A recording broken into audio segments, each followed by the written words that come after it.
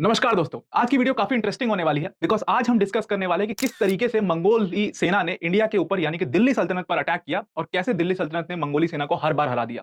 Repeated attack किए मंगोली सेना ने कई बार इंडिया के ऊपर यानी कि दिल्ली सल्तनत के ऊपर, लेकिन हर बार वो यहां से हार के गए। तो इस वीडियो के अंदर में हम अलाउद्दीन खिलजी के अंडर में किस तरीके से इंडिया ने खुद को डिफेंड किया था उसके बारे में समझेंगे। और यहां पर ना एक चीज और मैं क्लियर करना चाहता हूं कि यहां पर सिर्फ अलाउद्दीन खिलजी की बात नहीं करेंगे हम, उनके अलावा भी जो सुल्तान थे जैसे ग्यासुद्दीन बलबन की बहुत इंपॉर्टेंट भूमिका थी बॉर्डर्स को बहुत स्ट्रांग करने में। उसके साथ-साथ ज़फ़र खान की काफ़ी अच्छी भूमिका थी, जो अलाउद्दीन के कमांडर थे, इन चीफ थे और ज़फ़र खान ने कई बार अटैक कर के जो है मंगोल्स को हराया है। तो उनके भी कंट्रीब्यूशन को समझेंगे। तो इस तरीके से हम पूरी दिल्ली सल्तनत में जिसके-जिसके अच्छे कंट्रीब्यूशंस रहे हैं मंगोली सेना के खिलाफ, उन सबको हम काफ़ी डिटेल में इस वीडियो के अंदर में समझने वाले हैं। इसमें हम मेजर-मेजर 3 बैटल्स की बात करेंगे। 1292 में बैटल ऑफ बहराम जो हुआ था उसकी बात करेंगे।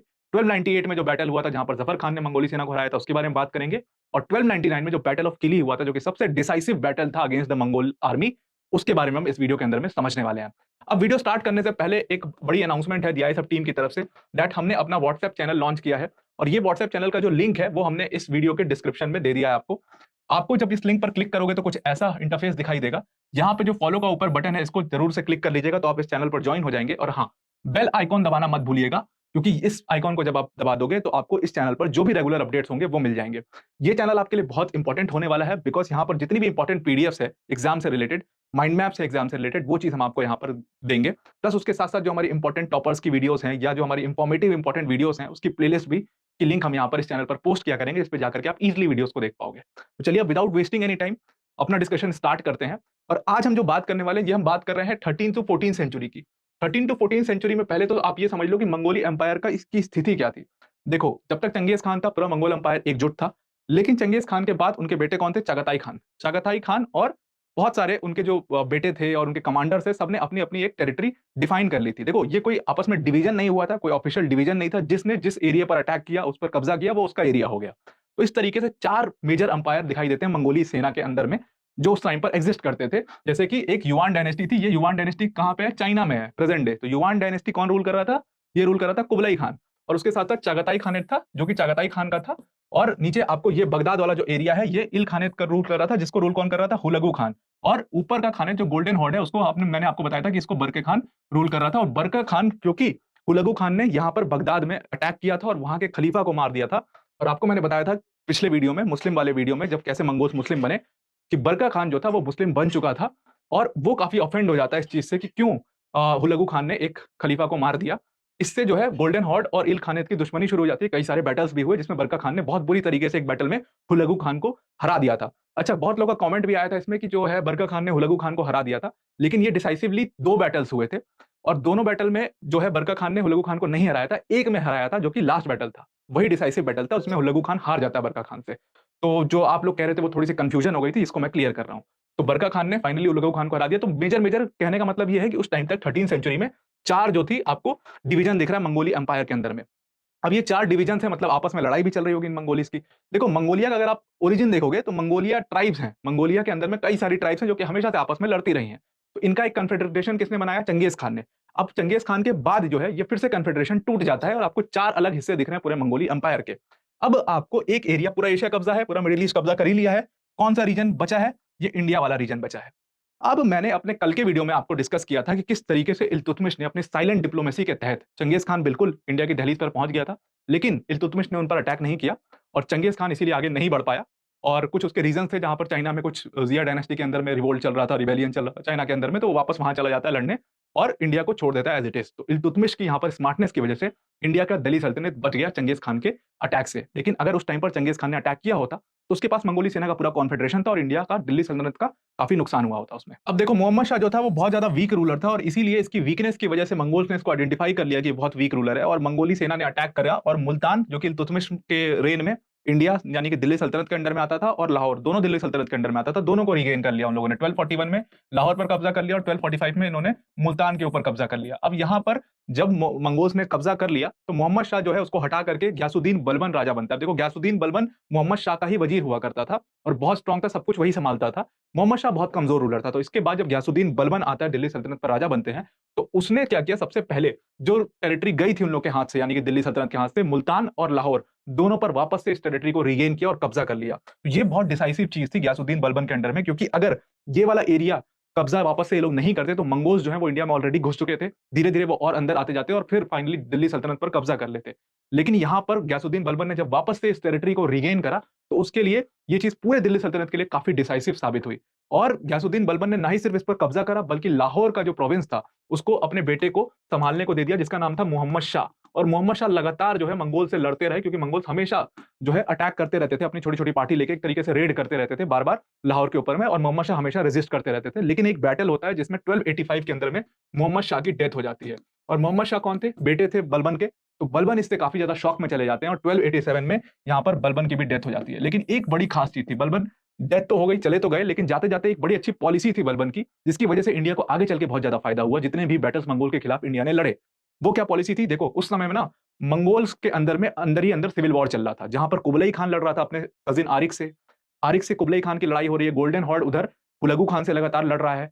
और ये सारी चीज़ें जब चल रही थी, तो ये जो सिविल वॉर होता था आरिक और कुबलई के बीच में, तो जो इनकी बचे-कुची सेना थी या लोग जो वहाँ से भाग करके आते थे, उनको असाइलम दे देते थे ये लोग कहाँ पर? दिल्ली सल्तनत के अंदर में। और बलबन ये चीज़ अलाउ करता था कि इन लोग को रख लो या अपने मिलिट्री में इनको शामिल कर लो। और जब ये मंगोली सेना के लोगों को ये मिलिट्री में अपने शामिल करने लगे गयासुद्दीन बलबन, तो जो मंगोली टैक्टिक्स थी उसके बारे में इनको काफ़ी ज़्यादा समझ में आया। तो उससे इनको एक चीज़ बहुत अच्छे से समझ में आई कि जो मंगोली सेना होती है, ये डिवाइडेड होती है बहुत ज़्यादा।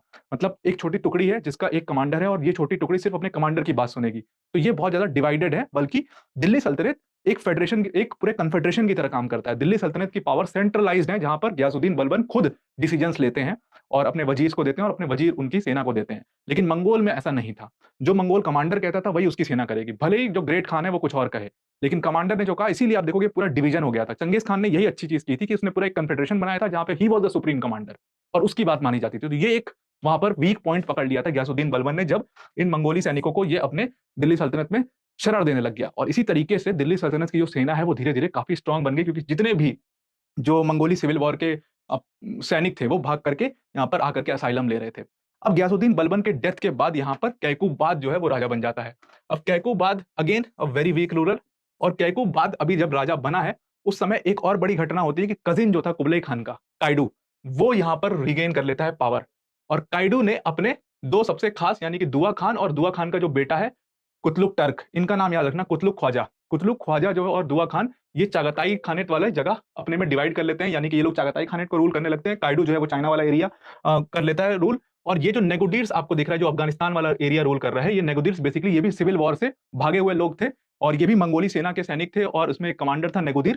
तो उसके अंडर में नेगुदिर्स जो हैं, ये अफ़गानिस्तान वाला एरिया रूल कर रहे हैं और बाकी सब ऐसी तरीके से डिवीजन जो है मंगोल एम्पायर में आपको दिखाई दे रहा है। और अभी टाइम क्या चल रहा है? टाइम चल रहा है 1287 के बाद का, यानी कि 1287 में जब गयासुद्दीन बलबन मर चुके हैं और इस समय कैकूबाद जो है वो राजा बन चुका है दिल्ली सल्तनत का।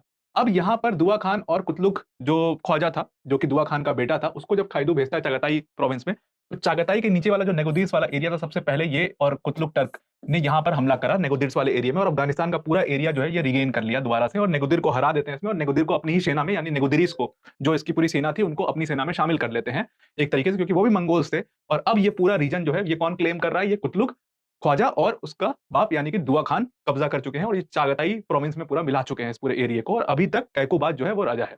अब यहाँ पर शुरू होता है अटैक जो इंडिया के ऊपर करना था, क्योंकि ऑलरेडी मंगोल हार चुके थे मुल्तान में और उसके पहले लाहौर में। तो लाहौर और मुल्तान जब गयासुद्दीन बलबन ने वापस से रिगेन कर लिया था, तो इनका अल्टीमेट एम तो इनको पता था कि हमें इंडिया को अब दिल्ली सल्तनत पर अटैक करके उसको कब्जा करना है। अच्छा, एक बात और ध्यान रखना कि अभी तक ये जो मंगोल जितना भी अटैक कर रहे हैं मुल्तान पे, लाहौर पे, ये छोटे-छोटे अटैक्स हैं, यानी कि रेड्स हैं एक तरीके से। मतलब ये कॉन्क्वेस्ट या रूल करने के पर्पज़ से नहीं आ रहे हैं। ये सिर्फ आ रहे हैं, जैसे रेड कैसे होता है, एक गाँव में अटैक करा और हमने उसको पूरे गाँव को लूट लिया और जो-जो चीज़ मिली उसको लेकर के हम वापस चले गए। हमें रूल नहीं करना है।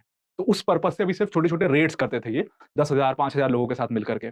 और दिल्ली सल्तनत तो अपनी पूरी ताकत से लड़ रहा था इन लोगों से, इसीलिए दिल्ली सल्तनत हमेशा इनको ओवरपावर कर रहा था। अब ये लोग वापस से रीग्रुप कर रहे हैं, अपनी पूरी सेना बना रहे हैं और 1290 के अंदर में एक बहुत बड़ी घटना होती है और कैकूबाद का मर्डर कर देते हैं जलालुद्दीन, जो कि खिलजी डायनेस्टी के फाउंडर थे। तो जलालुद्दीन जब यहाँ पर कैकूबाद को मार देते हैं 1290 में, तो वो दिल्ली सल्तनत के सुल्तान बन जाते हैं, जो कि खिलजी डायनेस्टी के पहले सुल्तान थे जलालुद्दीन। तो जलालुद्दीन भी बहुत स्मार्ट रूलर थे।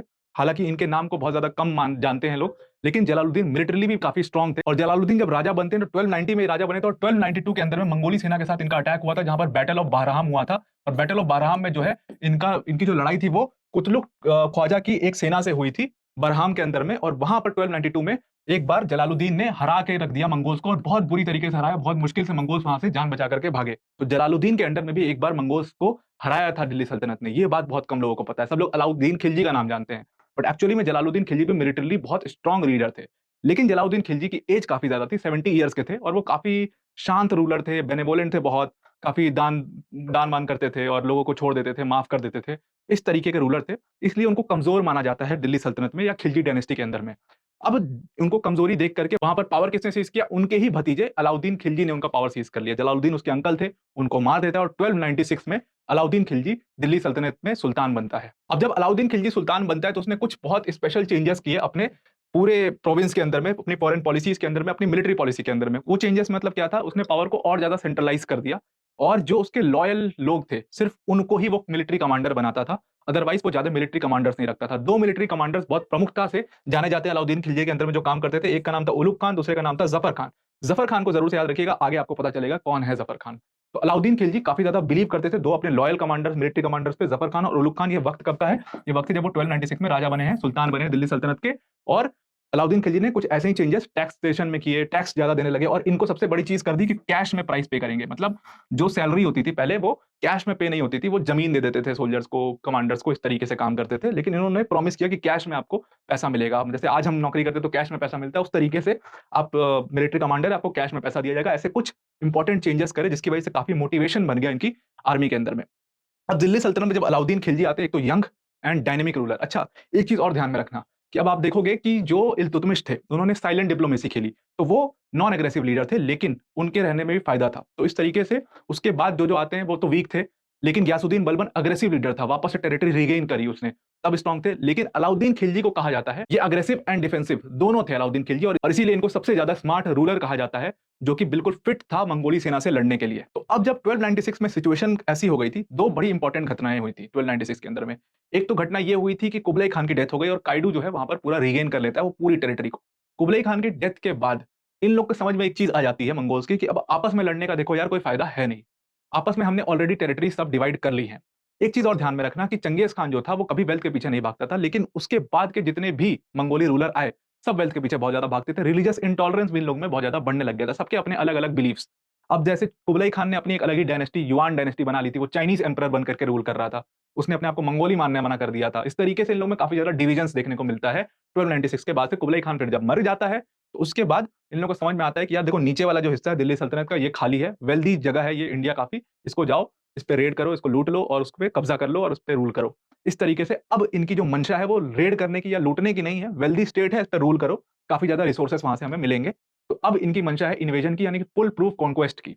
अब 1292 में एक बार हार चुके थे, तो मंगोली सेना जब एक बार हार जाती है वो अपने हार को कभी नहीं भूलते थे मंगोल्स, इनके बारे में कहा जाता है। तो ये वापस से रिग्रुप करते हैं और यहाँ पर काइडू जो है दुआ खान को खुली छूट देता है इंडिया पर अटैक करने के लिए। दुआ खान ने यहाँ पर अपने बेटे कुतलुक ख्वाजा को बोला कि जाओ इंडिया पर कब्जा करो, रिग्रुप करो आर्मी को। और उसके बाद जो क्या होता है 1298 के अंदर में कुतलुक ख्वाजा ने अपनी फोर्सेस के साथ एक टुकड़ी को, जो कि काफी सबसे स्ट्रॉन्ग टुकड़ी थी कुतलुक ख्वाजा के फोर्स की, उसको भेजा दिल्ली के अंदर में। और यहाँ पर उस समय जफर खान की डायरेक्ट कॉम्बैट हुआ कुतलुक ख्वाजा की एक सेना के साथ 1298 में। लेकिन यहाँ पर क्या होता है 1298 के अंदर में, अलाउद्दीन खिलजी और उनका जो कमांडर था उलुग खान, अलाउद्दीन खिलजी और उलुग खान ऑलरेडी बिजी थे नीचे गुजरात वाले एरिया में लड़ते हुए, और गुजरात में वो लोग कॉन्क्वेस्ट में बिजी थे। और यहाँ पर अकेले जफर खान की और उसकी सेना ने, जफर खान और उसकी सेना ने यहाँ पर मंगोली सेना को 1298 में एक बार फिर से बुरी तरीके से पीट के यहाँ से भगा दिया इंडिया से।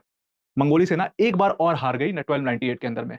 अब वापस से जब ये भाग करके जाते हैं कुतलुक ख्वाजा के पास, तो कुतलुक ख्वाजा और दुआ खान के परमिशन से फिर से रीग्रुप करता है और इस बार नेगदीर्स को भी इन्वॉल्व करता है, चागाताई प्रोविंस से सेना मंगाता है और ज्यादा। और अब इनके पास सेना ये जुटाते हैं 50,000 से 60,000, और ये पहली बार बताया जा रहा है कि 50,000 60,000 सेना ये लोग जुटाते थे, क्योंकि मंगोल्स 10,000 लोग को भी लेकर के किसी भी टेरिटरी पर अटैक करके उसको पे कब्जा कर लिया करते थे। दे वर वेरी वेरी स्ट्रॉन्ग। तो अब इन्होंने 50-60,000 सेना यहाँ पर जुटाई, दोबारा से रीग्रुप किया। और यहाँ पर दिल्ली सल्तनत जो था उसको सबसे ज्यादा फायदा क्या मिल रहा था कि मंगोली टैक्टिक्स का ऑलरेडी उनको पता था।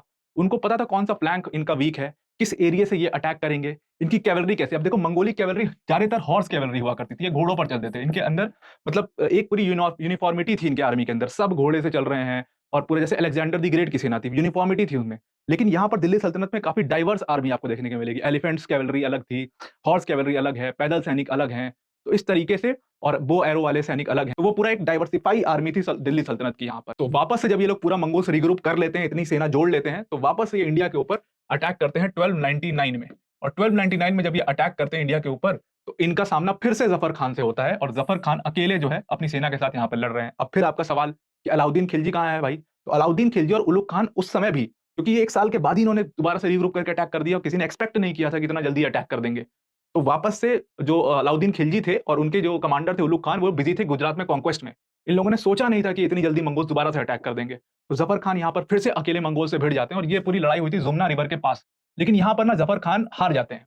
जफर खान हारते हैं और वापस से दिल्ली सल्तनत की तरफ रिग्रुप करके भागते हैं कुछ अपने सैनिकों को लेकर के, ताकि ताकि दोबारा से रिग्रुप कर जाएं। और यहाँ पर ये अब एकदम स्टेलमेट की सिचुएशन है, जहां पर ये पूरी मंगोली सेना आकर के इंडिया में घुस चुकी है और रुकी हुई है, यहाँ पर स्टेशनड है। और ये यहाँ पर दिल्ली में तुरंत ही वॉर काउंसिल बैठाई गई यहाँ पर। और वॉर काउंसिल में क्या डिस्कस हो रहा है कि क्या किया जाए अब? तो उसमें अलाउद्दीन खिलजी को सबने ये एडवाइस किया, और यहीं पर अलाउद्दीन खिलजी ने बहुत अच्छा डिसीजन लिया था। सबने ये एडवाइस किया अलाउद्दीन खिलजी को कि आप अबैंडन कर दीजिए दिल्ली को, कैपिटल को, वापस नीचे चले जाइए, आप वहां पर कहीं आप छुप जाइए, क्योंकि मंगोली सेना बहुत खतरनाक है। छोड़ देते हैं, कैप्चर करने देते हैं उनको दिल्ली। ऐसा इन लोगों का कहना था कि बाकी एरिया तो बचा लेंगे। लेकिन यहाँ पर अलाउद्दीन खिलजी ने अपना डिसीजन लिया, अपने कमांडर्स पर भरोसा किया। अच्छा, एक चीज और थी, अभी तक अलाउद्दीन खिलजी और जफर खान के बीच में थोड़ी सी एनिमिटी आना शुरू हो गई थी, क्योंकि अलाउद्दीन खिलजी को बहुत ज्यादा बिलीफ नहीं होता था जफर खान पे, क्योंकि उनकी पॉपुलैरिटी बहुत बढ़ गई थी 1298 के बाद से, जब से वो वाला वॉर जीते थे और मंगोल्स को हराए थे अकेले अलाउद्दीन खिलजी की हेल्प लिए बिना अपनी सेना के साथ। तब से जो जफर खान की पॉपुलैरिटी थी वो पूरे इंडिया में बहुत ज्यादा हो गई थी, और अलाउद्दीन खिलजी को इससे दिक्कत होने लगी थी। हालांकि उन्होंने अपने कमांडर्स पर भरोसा किया, जफर खान पे और उलुग खान पर, और उन्होंने ही ट्रस्टेड हिज स्वॉर्ड, और उन्होंने लड़ाई लेने का फैसला लिया कि हम लड़ेंगे। और उन्होंने अपनी सेना रिग्रुप की उलुग खान और जफर खान ने, और 3 लाख सैनिक यानी कि दिल्ली सल्तनत के जोड़ लिए। अब एक फर्क ये था कि इसमें से रेगुलर फाइटर सिर्फ 70,000 थे, मतलब बाकी लोगों को सिर्फ जोड़ा था जो कि सपोर्टर्स थे, लेकिन रेगुलर फाइटर सिर्फ 70,000 थे, और मंगोली सेना में सब रेगुलर फाइटर हुआ करते थे। ठीक है, तो 60-50-60,000 जो उनके सेना थे, वो पूरी रोज उनका काम ही था लड़ना। यहाँ पर सिर्फ 70,000 रेगुलर फाइटर हैं, बाकी सब सपोर्ट करने के लिए हैं। ठीक, तो 3 लाख देखने के लिए सेना 3 लाख थी, हालांकि थी 70,000 ही। तो आप कह सकते हो नेक टू नेक की फाइट थी। अलाउद्दीन खिलजी ने पूरा रिग्रुप किया, और 1299 में किली में ये पूरा वॉर लड़ा गया, जिसको बैटल ऑफ किल्ली कहते हैं, जो कि सबसे डिसाइसिव बैटल था। और बैटल ऑफ किल्ली में जफर खान जो है, उन्होंने सबसे पहला अटैक किया इसके ऊपर, जो कि कुतलुक ख्वाजा की सेना थी, और कुतलुक ख्वाजा जिस फ्लैंक पे खड़ा था, वहां पर जफर खान ने अटैक किया। हालांकि जफर खान को घेर लिया कुतलुक ख्वाजा ने, फंसा लिया अपने पूरे उसमें। लेकिन तब तक जफर खान इतने सारे सैनिक मंगोली सैनिकों को मार चुके थे, और कुतलुक ख्वाजा खुद भी बहुत ज्यादा घायल हो जाता है, लेकिन वो उनकी बहादुरी से बहुत ज्यादा प्रेरित हो जाता है। तो कुतलुक ख्वाजा ने वहां पर जफर खान को पकड़ करके ऑफर दिया कि तुम हमारी सेना में शामिल हो जाओ, उनके सारे इंपॉर्टेंट पॉइंट्स, वीकनेस और टैक्टिक्स बता दो दिल्ली सल्तनत की, हम दिल्ली सल्तनत पर कब्जा करेंगे, तुम्हें दे देंगे वो पूरी सल्तनत, और तुम्हारे तुम्हारे पास सारा वेल्थ होगा, हम वापस चले जाएंगे, तुम हमारे अम्ब्रेला के अंडर में रूल करते रहना। ठीक है, जो चागताई प्रोविंस है उसके अंडर में तुम रूल करते रहना। लेकिन जफर खान ने यहाँ पर अपनी लॉयल्टी दिखाई, और मंगोली सेना को सपोर्ट करने से मना कर दिया, जिसके बाद जफर खान को कुतलुक ख्वाजा मार देता है, उसकी पूरी सेना को मार देता है। और अब कुतलुक ख्वाजा के पास इतनी ताकत ही नहीं बची थी कि वो आगे बढ़े, क्योंकि उसके इतने सारे 25,000 के करीब सैनिक मार दिए थे अकेले जफर खान ने। और जफर खान के इस अटैक के बाद से वो खुद भी इतना घायल हो चुका था कि वो वापस जो है रिग्रुप करने जा रहा होता है अपने फादर दुआ खान के पास, और रास्ते में कहा जाता है कि उसकी डेथ हो जाती है। और इस तरीके से 1299 में बैटल ऑफ किली में जो है हरा दिया बुरी तरीके से दिल्ली सल्तनत ने मंगोली सेना को। और ये सबसे डिसाइसिव बैटल था, क्योंकि इसके बाद मंगोली आर्मी जो है वो बहुत हिम्मत नहीं जुटा पाती है बहुत सालों तक इंडिया में घुसने की। तो यहाँ पर इस वीडियो में हमने समझा किस तरीके से अलाउद्दीन खिलजी ने बहुत स्मार्टनेस दिखाई, और उनके कमांडर जफर खान ने किस तरीके से अपनी बहादुरी के जरिए पूरे दिल्ली सल्तनत को मंगोली इन्वेजन से बचा लिया। तो आई होप आपको ये पूरा वीडियो समझ में आया होगा। I hope this video helps. आज के लिए इतना ही। Thank you and have a nice day.